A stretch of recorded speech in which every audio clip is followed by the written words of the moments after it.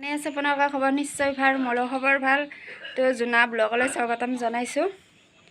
তো আজি মানে ৰাতিপুৱাই ভিডিঅ'টো আৰম্ভ কৰিছোঁ। মোৰ গা ধুই ল'লোঁ মানে ছয়টা বাজিছে, পুৱাই মানে ভিডিঅ'টো আৰম্ভ কৰিলোঁ।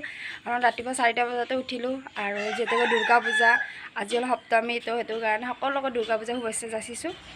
মানে ৰাতিপুৱা উঠাৰ কাৰণটো কি মানে এইখিনি টাইম আমি নুঠোৱে, মই বিচনাতে থাকোঁ। কিন্তু আজি সোনকালে উঠিলোঁ কাৰণ কি মাইনাই যে মানে দুৰ্গা পূজা যিহেতুকে তাত পানী তুলিব, সেইটো কাৰণে সোনকালে উঠিব লগা হ'ল। মানে 7টা বজাত আমাক যাবই দিছে। মোৰ গা ধুলোঁ এইটো তাই তাৰপিছত মানে চাহ পানী নাখাওঁ আৰু তেনেকৈয়ে যাম। আৰু এই মেখেলা চাদৰ কচ কৰি থৈ দিছোঁ, তাই মেখেলা চাদৰ পিন্ধি যাব। তো ভিডিঅ'টো চাই থাকক। আজি ভাবিছোঁ ক'ত দুৰ্গা পূজা কি হয় গোটেইখিনি আপোনালোকক দেখুৱাম। তো ভিডিঅ'টো চাই থাকক। গাইজ, আমি আহি পালোঁ আমাৰ বাটৰাত দুৰ্গা পূজা মণ্ডলীত। এই দুৰ্গা মা হয়। তো গোটেইবিলাক মানে আহিছে পানী তুলিবৰ কাৰণে। সেইটো হ'ল আমাৰ বাটৰহাটৰ পূজা। গাইজ, এতিয়া পানী তুলিবৰ কাৰণে যাব, সেইটো কাৰণে ঢোল বজাই আছে।